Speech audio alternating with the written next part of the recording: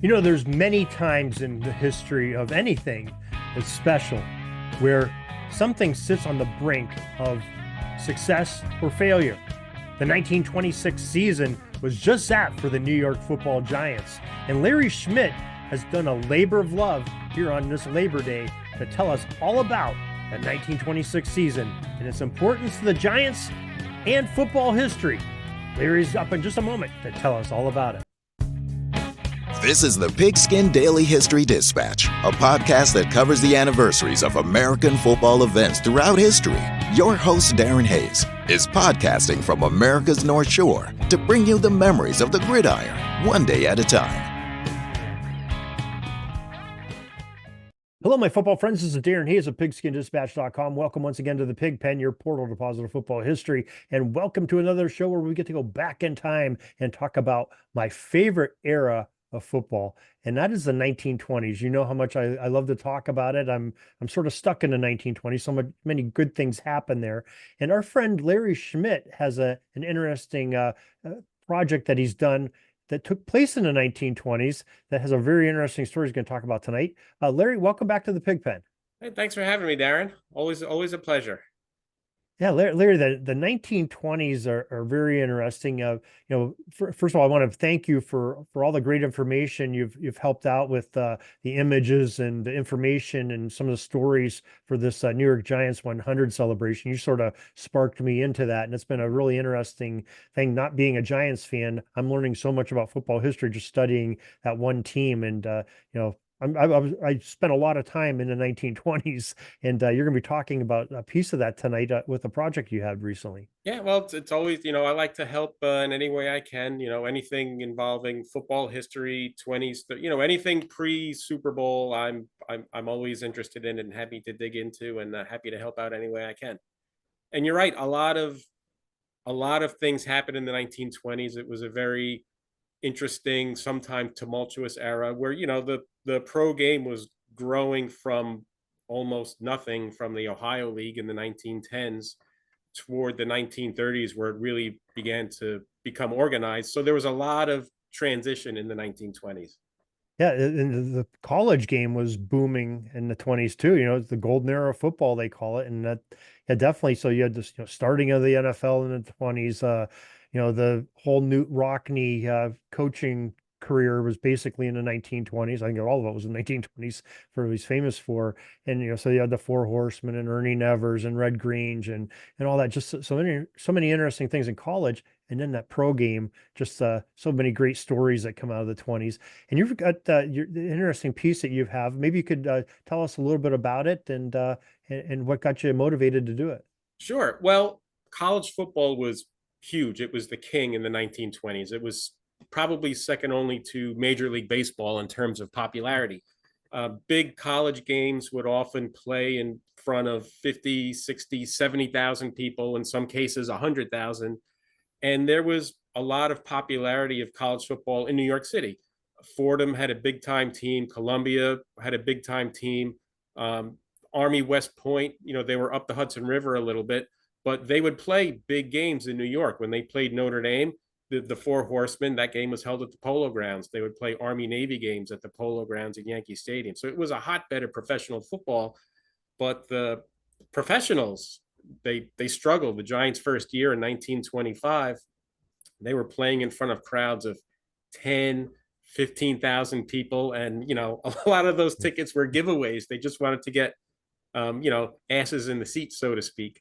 They were growing and they were struggling, and it was Red Grange, the most popular name in the college football when he jumped to the pros in 1925, and he saved the Giants. The Giants weren't on the verge of bankruptcy. They had lost, I think, 25 or upwards $1,000, and when he came, they packed over 70,000 people into the Polo Grounds, which probably broke every fire code in the city that existed at the time. It was only built to hold 55,000, and they could put auxiliary seats along the outfield to bolster that up to maybe 60, but it was standing room only. You can look at pictures of the Polo Grounds from that day. There were people on the roofs. It was an insanity. But everybody made money. The Giants made money. Grange made money. The Bears made money, and the Giants came back for another season in 1926.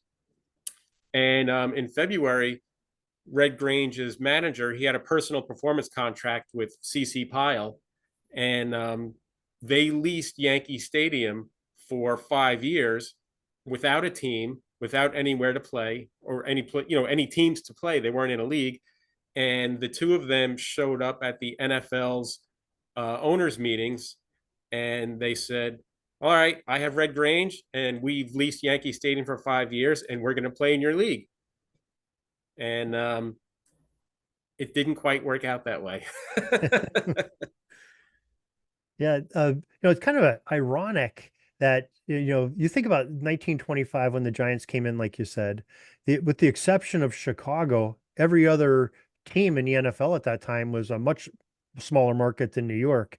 And you sit there and you think about, the Giants are, hanging by a thread until that Red Grange game. It's really ironic to our modern ears. It's hard to conceive this happening. You understand Green Bay. Green Bay always has been a draw and supported their teams, but you have teams like Canton and some of these Frankfurt Yellow Jackets and the Pottsville Maroons. They're surviving, and New York City, the nation's largest city, is struggling to field a franchise and keep them thriving.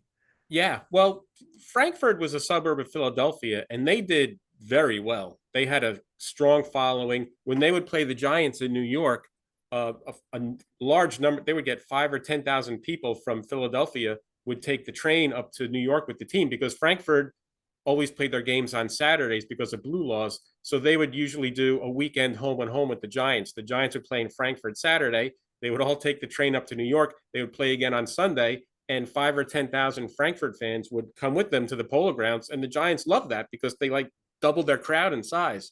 They would get 10 or 12,000 for Canton or Dayton, but they would get 20,000 for Frankfurt. So they loved that. That was a good deal for them. They probably passed some hooch on the train going up there together, and probably. But New York, it's a big city, it's diverse, there's a lot of distraction. Aside from baseball being popular and college football, there was always big boxing. Boxing was huge in the 1920s. One of the Giants co-owners, Billy Gibson, was a boxing promoter, and there's always something going on at Madison Square Garden. So it took a while for professional football to catch New York's attention. A couple of decades, to be honest. It went beyond the 20s into the 30s and the 40s. Yeah, that's amazing, because with the college games being so popular, like you said, but college was it. That was what people really looked forward to for football season. Yep. And the pro game was just sort of these guys are has-beens that used to play in college and it over was the hill, considered, and it was yeah, considered disreputable to right, play yeah. football for money. College football was considered honorable. You fight for your alma mater. And when I was reading the articles for researching this, reading in the newspapers for my article, I read everything I could from 1925 through 1927.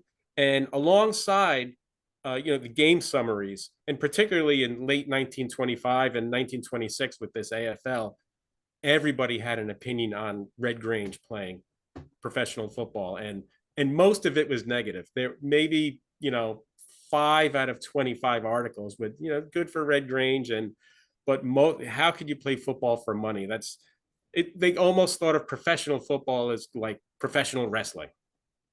College football was honorable, and professional football was disreputable.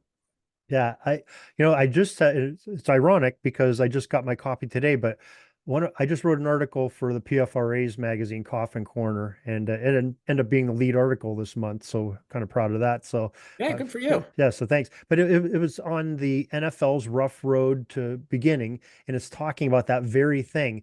And I garnered so many quotes from college coaches of that era Mm-hmm. due to Red Grange, the Amos Alonzo Stags, Yeah, and of course Bob Zupke, the who Red was Menace, they called him. right. Zupke was Grange's coach at Illinois. He Yeah. had some things to say. Of course, he didn't want to see his guy, go to the pros, and No, yeah, tarnishing his image. right, yeah. And but then you had guys like Newt Rockne that were sort of supportive because Newt Rockne played pro football just a He few years did. earlier. So Yeah. A lot of sort those of guys in the 1910s in the Ohio League were ringers. They would right. play a couple of games on a weekend. Yeah, absolutely. So it's kind of an interesting subject, and it times out right about the same era. So very cool.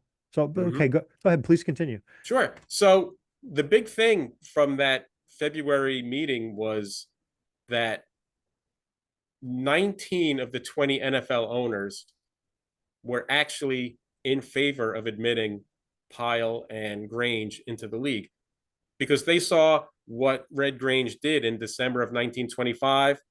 Every city he showed up in was a sellout. And they went on this barnstorming tour, the South and the West, and it's sell out, sell out, sell out. And all these owners were like, yeah, come play at our building. You think the people in Dayton or Canton wouldn't have loved to have Red Grange Oh show up at yeah. their little building, and they would have people in cars lined up around the field.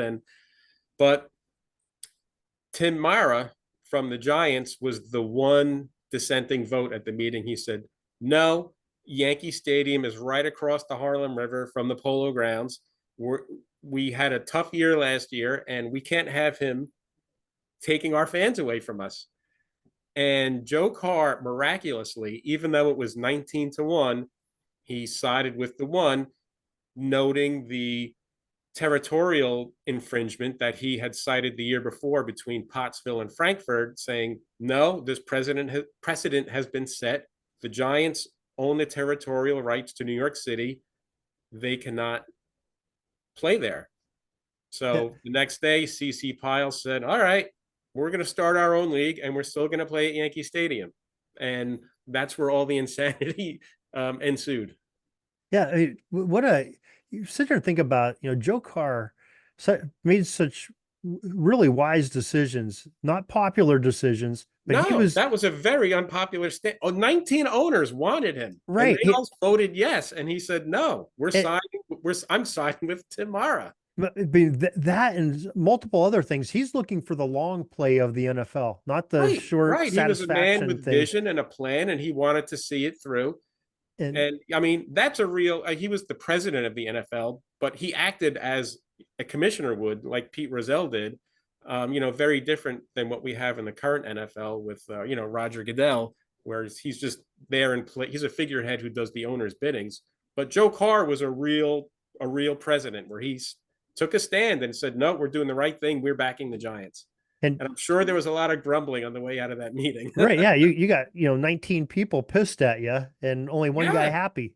So they all wanted Grange. Everybody wanted Grange except the Giants. yeah, oh, and it had to be tough to sit there knowing that you're probably throwing league money away too, because Yeah. Grange And was definitely a draw. speaking of throwing, they had an emergency meeting the day after, and there were almost punches thrown between Mara and CC Pyle. Really? It was described as tumultuous. Wow. And that was then it was the next day when Pyle made the announcement, we're starting our own league, the American League, and Grange is going to be the star. And I think at that point it was very early where he signed George Wilson, and he was going to be the headliner of a traveling team. And there was a lot of bidding. There were salary wars. The AFL poached several players and coaches from the NFL. There was some franchises going back and forth. The AFL got Rock Island from the NFL, but the NFL got the Milwaukee team from the AFL. And that early spring, in March and April particularly, it was just bedlam. So Pyle going into those meetings had a backup plan then. He knew he was Uh, going to do plan B if plan A failed. Maybe, but I think he was very surprised when they said no, because he said in the press, there was direct quotes in many of the papers where he said they wanted to be in their league. It was Tim Mara who said no, but he knew they would want it because they wanted Grange, and he had Yankee Stadium. Yeah, so he's sort of stuck with Yankee Stadium because he had a contract with them, right? So He signed a 5-year lease. so he couldn't say, "Hey, I'm going to play, some other place. I'm going to play in Boston or No, something like that." well, it's crazy when you think about it. He leased the stadium where he only had one player. He didn't even have a team, and he didn't have a league to play in. But hey, I have Grange. We're going to play in Yankee Stadium. And it was shortly after, it might have been in March, where, coincidentally, there was a very long article. It was in one of the Brooklyn newspapers by Dr. Harry March, who was, again, the third co-owner of the Giants. And he laid out a very practical plan where he said the best place for Pyle and Grange to play is Ebbets Field in Brooklyn, because it's distanced enough from the Polo Grounds where they're not going to be taking our fans away. Because you think of New York City in the 1920s, it's not as easy to travel. Brooklyn's part of, New York City, one of the five boroughs, but Brooklyn would have its own fan base. The Giants would have their fan base. And he was envisioning, the baseball Giants and the baseball Dodgers, they had this great interborough rivalry, and it didn't matter what the standings were. Everybody was there. Every game was a sellout, and everybody showed up. So he saw the same thing from football. And this is a great natural rivalry, because March came from the Ohio League. He was affiliated with the Canton Bulldogs, and he remembered the Canton Massillon rivalry, where the two towns going at each other, and it was just huge. So he was thinking, Manhattan, Brooklyn, we can have something very similar. They'll make money, we'll make money, the NFL will make money, and this is good for everybody. And Pyle said, no, we're staying in Yankee Stadium, and we're going to play in our own league. So now he's probably made a foolish decision. I mean, probably a good decision to try to get in the NFL and make his own team, because he probably didn't like the deal at George Halas, and he knew he could make a lot more money than playing for Halas and the Bears. That's but, right. But maybe got a little bit too greedy.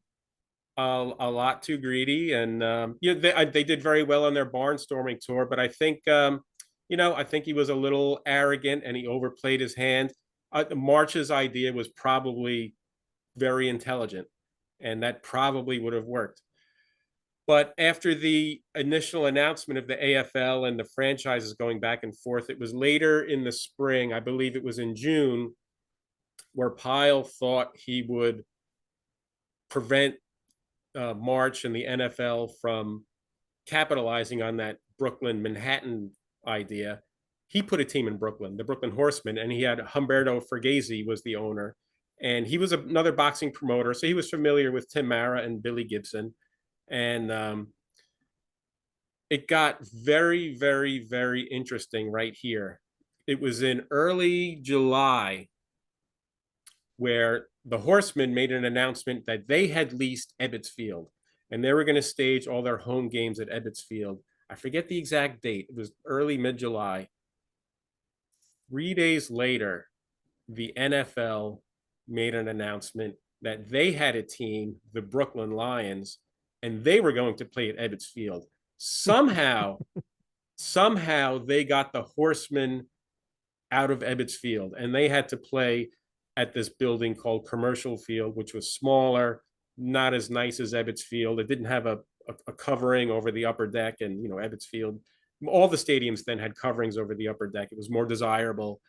And in one of the articles, Fugazi said, I was double crossed. I tried so hard to solve this, to find out what's transpired in those 2 or 3 days. There had to be some background dealings. I don't know, because it's clearly stated in several newspaper articles. The Horsemen had Ebbets Field.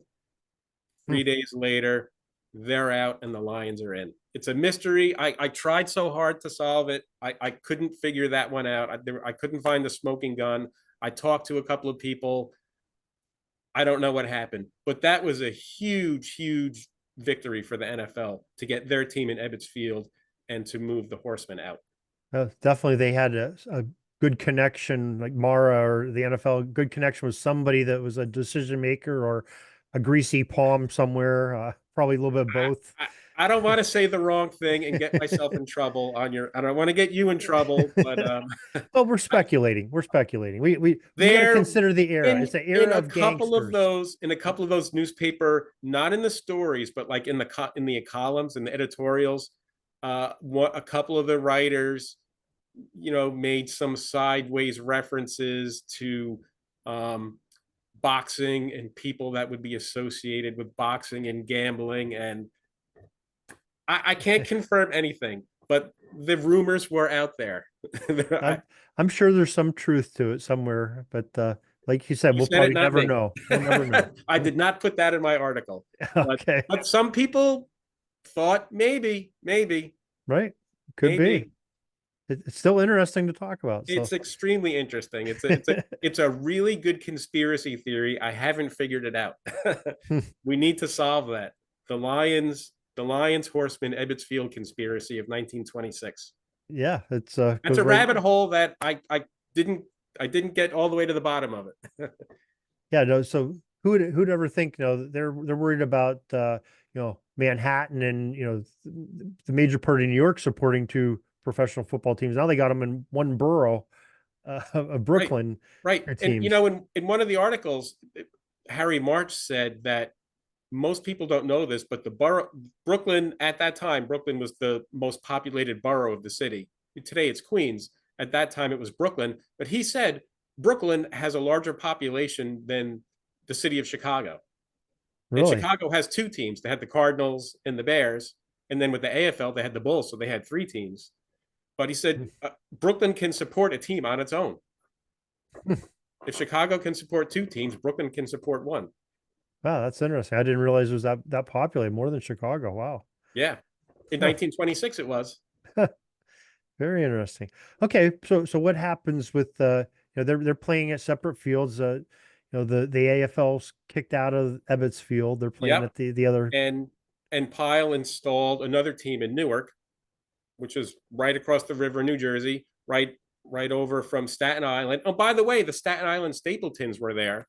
So you actually had 6 professional teams in the greater New York area. That's a league all itself. Yeah. In 1925, the city could barely support one team. Now you have 6. The Giants, the Yankees, the Lions, the Horsemen, the Newark Bears in New Jersey, right across the river from New York, and the Staten Island Stapletons. And that probably all stems from that Red Grange game, the Bears at the Yes, Giants. They saw all of how it came from lucrative it there, was. right? The madness. 73,000 people in the Polo Grounds to see the Giants. They were all there to see Red. They didn't care about the Giants and the Bears. They just wanted to see Red Grange play. Yeah. Can you ever I can't think of anybody as impactful as Red Grange to affect monetarily. I mean, they're starting a league because of Red No, Grange. He's the only player in that league to start off with. You that's just right. said it. The league was literally built We're around one starting a league and player. we have one guy. That's basically The what CC entire Pyle's league saying. was supposed to be a showcase for Red Grange. He would Eh, travel, and every city he showed up in, there would be sellouts, and it did work a little bit, but the one thing that nobody could have predicted and nobody could have control over was the weather. The fall of 1926 in the Northeast was just terribly cold and wet, colder than usual. We were talking about college football popularity versus pro football. Another one of the huge differences, and this is written about in articles and editorials at the time, was that the professional games, when there was inclement weather, particularly heavy rain, they would cancel the games because people wouldn't show up. Because the visiting teams had a guarantee for showing up. I believe it was $3,000. But if only 1,000 or 2 people show up at the stadium and they oh, play the game, the home team would have to pay $3,000, even though they take in, the tickets were sold for like $1, $1.50. hmm. So they would lose money. So they'd be better off canceling the game. And there were numerous cancellations that year because Gosh, of the weather. if you're a visiting team and you pay for all that travel and you're feeding your guys and putting them up Right. somewhere, and So, hey, games canceled, you get nothing. well, the one benefit New York had was that, you'd have the Lions and the Giants, or in the AFL, you would have the Horsemen and the Yankees. A lot of teams, they would come to New York, they'd book a game on each weekend, and then in between during the week, they would play the Stapletons in Staten Island because they'd be staying in New York. You play an independent game and you make a little cash that kind of covers your traveling expenses. A lot of teams did that. The Packers played the Stapletons, and a couple of times the Stapletons beat them. They were a really good team. Interesting. Yeah, it's hard to imagine them playing so many games in such a short amount of time on a, a rougher It game, and the happened a guys are lot. playing more. It's single platoon football. They're playing both ways. Right. Yeah, You so talk about player safety today with, Thursday games and you play 2 games in 5 days. In the 1920s, they would play 3 games in 8 days. You would play Sunday, you could play a Wednesday or a Thursday, and you would play the next Sunday. And these guys were playing close to 60 minutes, 50, 55 minutes. There was small hmm. rosters, very little subbing, but Uh, they did it. And, Frankfurt, every weekend they played twice, Saturday and Sunday.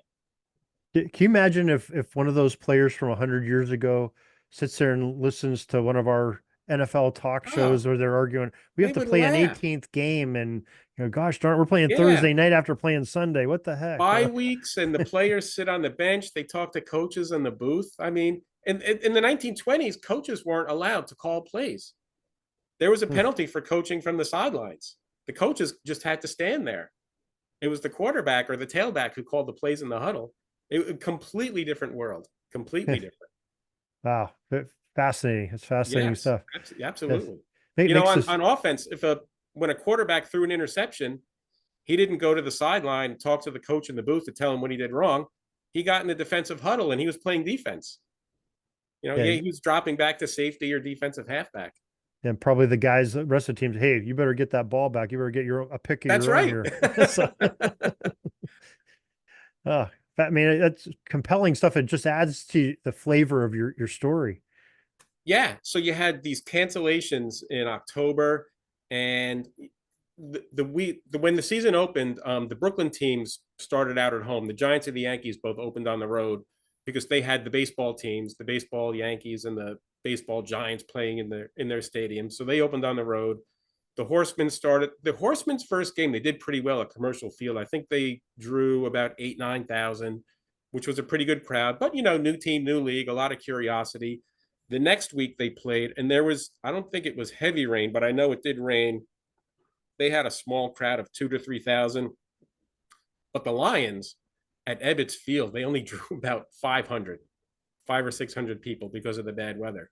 The Horsemen had the draw. They had a couple of the Horsemen on the team. The Lions were pretty unknown. They saw the Giants lent them a couple of players to kind of give them a little bit of credibility. But and that there were cancellations. Newark wasn't drawing well. They had some rainouts. They were counting on a game in early November at Yankee Stadium against the Yankees, where they're playing Grange, Yankee Stadium, 15, 20,000 people. They were counting on that visitor's gate to keep them solvent. That was canceled because of the rain, and they ended up folding.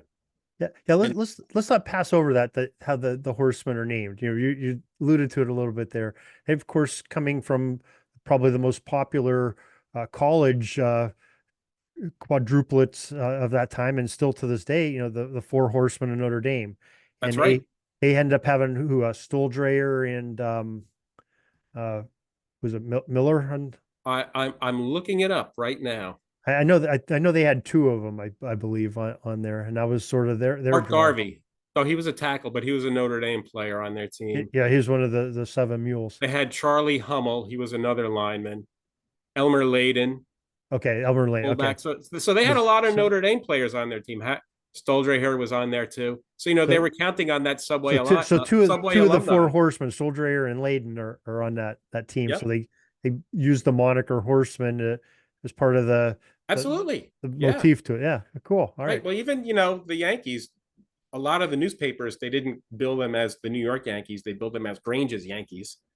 They were counting on the name value, the notoriety. Right. I'm surprised they didn't call them like the Reds or something. The Red Menaces. Right. Yeah. So that week they lost 4 teams. The Newark Bears folded. The Cleveland team folded. The team in Boston never drew well, even early in the year when there wasn't bad weather. Boston, it took a long time for professional football to catch on in Boston. And the worst of all, the big blow to the AFL was the Horsemen withdrew from the American League and they merged with the Lions of the National League, which was just that was probably as big of a deal as getting the Horsemen out of Ebbets Field. Yeah. And that was a big black eye for for Pyle. They were scrambling then after that. They wanted Ebbets Field so bad that they said, if we can't beat them, we're going to join them. Darn it, we're going to play at Ebbets Field. Yeah, and again, you know, with the connections with boxing, with Billy Gibson and Humbert Fugazi and Tim Mara, because in the newspapers after the merger, Fugazi was very, very, very complimentary of Tim Mara, and he said, "This is, you know, my friendship with Tim Mara." You know, very logically, he said, "There's too many teams in New York right now. New York cannot support this many teams." That made sense, but he went out of his way to be very complimentary to Tim Mara. So the Horsemen and the Lions merged, and they came up with the great mashup nickname of all time. They were the Brook Lion Horsemen. Brookline. Very clever. But that had to be a newspaper journalist that came up with that one. That was that their sounds like a official headline. name. That was their official name. Jeez. Brook Lion Horsemen. Some of the newspapers they called them the Horse Lions, but their official name was the Brook Lion Horsemen. Now, do you think maybe another part of it? I mean, I guess it's another part of the interesting part of the AFL, the original AFL that we're talking about. That you know, it was Grange's league Yep. formed around him. They were stacked. I mean, they were a good team, but They weren't did. the They had a best. good team. They weren't the best team in the AFL. And could that be part of maybe what started the collapse too? You think? They were running. They were in first place. The Philadelphia Quakers were very good. They were right on their heels. They were 1-2 right out of the gate. The Yankees were in first. And, you know, one of the subplots to this, my article is very focused on New York with the Giants and against Pyle and Grange. But there was a lot of interesting things going on in Philadelphia with the Frankfurt Yellow Jackets and the Philadelphia Quakers. The Yellow Jackets were a powerhouse. They dominated the NFL that year. And around this time, when the AFL was in trouble and teams were folding, Bob Falwell, who had coached the Giants in 1925, he was the coach of the Quakers, and he got a little mouthy, and he may have had a little bit of Pyle's personality, being arrogant, and he was publicly in the newspapers challenging the Yellow Jackets to a game. And he said, you know, let's go. The championship of Philadelphia, professional football, we're going to settle it right here on the field. And he even, you know, suggested we'll have it at Franklin Field, neutral site, and let's go. And Joe Carr stepped in and said, no, there will be no interleague exhibitions. And he was logically fearful that, you know, the Quakers are pretty good. And if they beat our first place team, that may be, you know, we just had these successes where, you know, we got this merger and the AFL team merged with our team. And, you know, this would be a feather in the cap for the American League and Pyle, where, you know, hey, our first place team beat their first place team. That makes for a really difficult offseason and getting things assembled for 1927. He didn't want to risk it.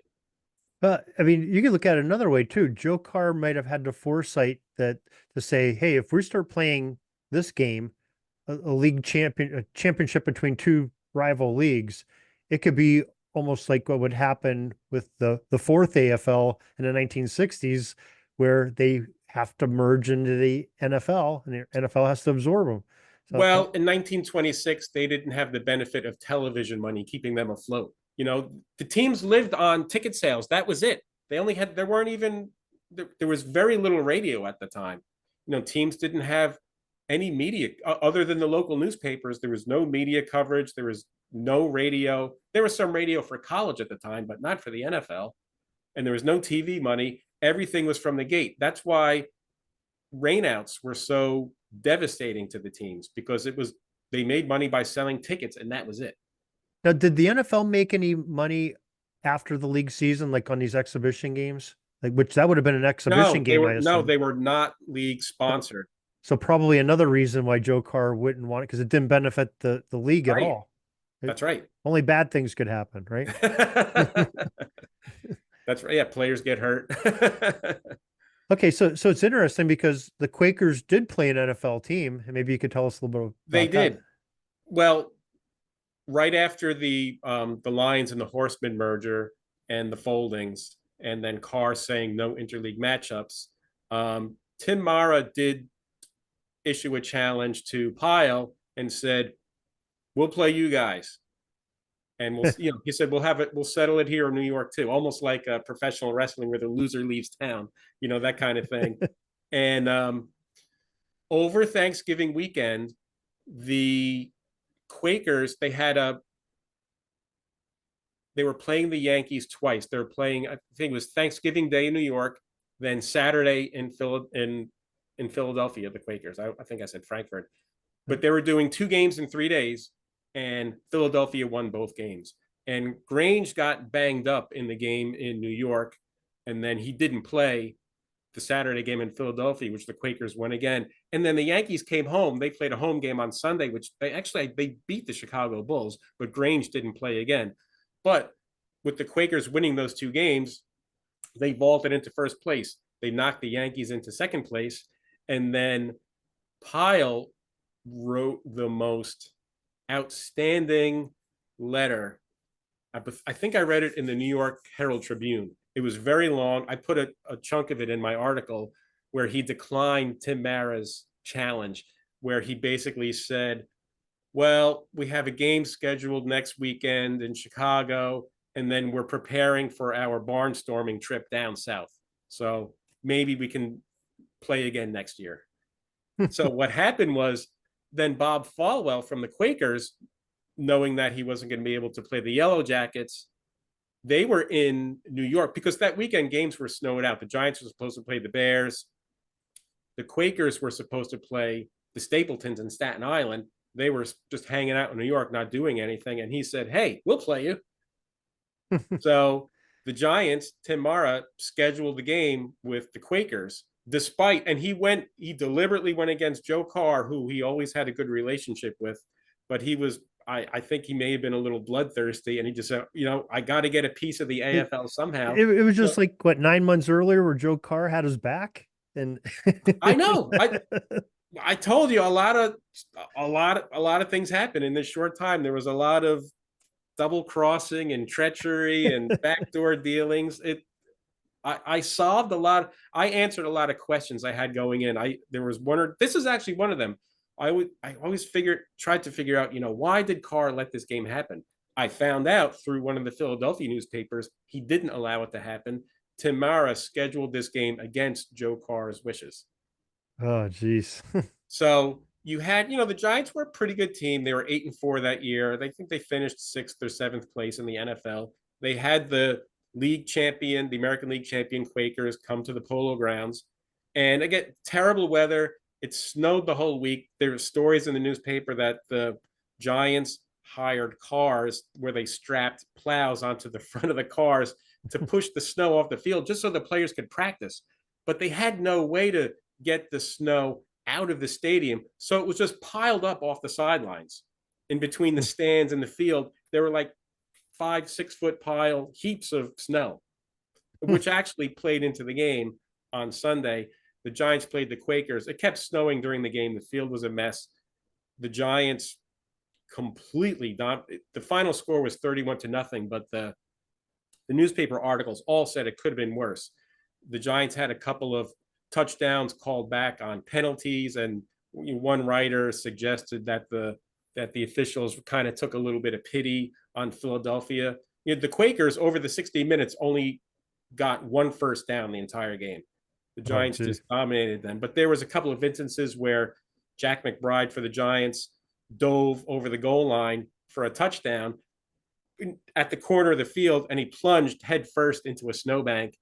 And there was another instance where one of the Giants and Quakers got into a fight, and the player on the Quakers grabbed the Giants. He played without a helmet, and it shoved him into the snow, and they both got ejected. It sounded like almost like a pretty comical affair. Yeah, definitely some extracurricular things that the fans got to see. They got to attend the game. Well, that's probably the reason right there. 31-0. You embarrass the AFL and basically put the death knell into that league with that game. That was pretty much it. The Yankees toured the South with Grange. They made money, and the league was no more. So in the winter meetings between the 1926 season and 1927, There, first of all, the NFL consolidated. The original plan was to have this big league because the NFL had, I believe, 22 teams in 26. They wanted to contract, and they were going. The plan was at least to take the Yankees, and they wanted to keep the Lions franchise going. The Lions were in the NFL at that point, but a couple of the American League teams petitioned to become part of the NFL. None of that happened. The NFL went into 1927, I believe, with 12 teams, and they lost a lot. Some original teams, they lost Akron, they lost Canton. It was a much smaller league. And the Chicago Bulls, I know, were merged into the Chicago Cardinals. The Giants wanted to keep the idea of a Brooklyn-New York rivalry going, where they wanted to stage a team with Grange at Ebbets Field. That didn't work out. The Yankees held on to their lease at Yankee Stadium. So they suspended the Brooklyn franchise for 1 year. Eddie Butler, who was co-owning, he was the owner of the Lions, and he and Fugazi were co-owners for the remainder of 1926 after the merger. Fugazi had enough. He wanted out. Billy Gibson left the Giants. He said, I had enough of pro football. I'm just going to focus on boxing now. So they suspended the Brooklyn team, and the Giants, who owned that lease, they own that charter. They leased the charter to Pyle for the Yankees. So they entered the NFL under the charter for the Brooklyn Lions, or the Brookline Horsemen, but they still played at Yankee Stadium. But the arrangement they worked out was no more conflicting home dates. So anytime the Giants were in the Polo Grounds, the Yankees played away. Okay. And the Yankees could play in New York when the Giants were on the road. Because back then teams were scheduling their own games, and the league wasn't. It was doing not it uniform. It was not very organized. Teams. It wasn't until the mid later 1930s where there was more schedule uniformity. Very interesting. Wow, that is some great stuff. That's such a compelling history that we don't think about 100 years later, but really interesting. So much of this, you find very little of this in the history books.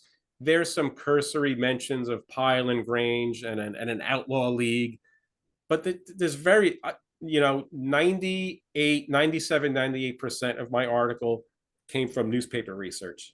I worked on this for 6 or 7 months, maybe 8 months. Almost everything came from newspapers. The history books just have very little on the AFL. So I had to go all the way back to the sources, and I was reading, the Pottsville Republican and these small newspapers. The New York papers, they covered the New York stuff, but I wanted to get the Philadelphia story and as much information as I could. I even got some good stories from the Los Angeles Times. There wasn't even a team west of the Mississippi River at that time, but because George Wilson was in the league, he was a big name on the West Coast. So Wildcat Wilson. Yeah, one of the greatest names of football. Wilson's Wildcats. Right. They were supposed to be. He was supposed to be the other star of the league with Grange.